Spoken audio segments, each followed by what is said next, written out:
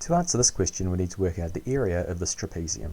To help us do that, we've been given the formula for area of a trapezium, which tells us it's the top length of the trapezium added to the bottom length of the trapezium times by the height and then divided by 2. So to find our final answer, we just need to fill in our formula and then evaluate.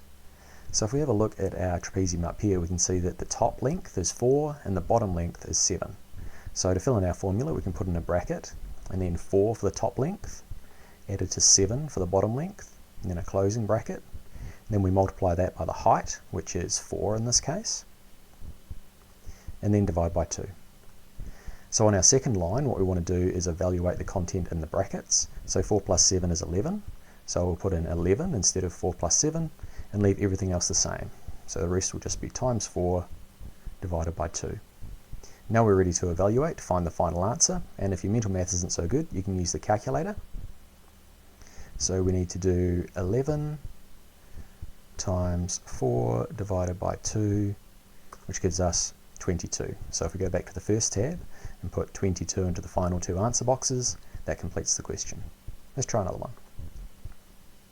This time our top length is 2 and our base length is 6. So we'll put in a bracket and then 2 for the top length added to 6 for the bottom length, and then a closing bracket. Then we need to multiply by the height, which is once again 4, and finally divide by 2.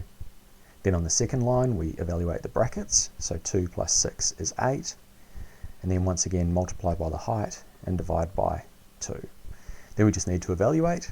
8 times 4 is 32, divided by 2 gives us a final answer of 16, and that completes the question.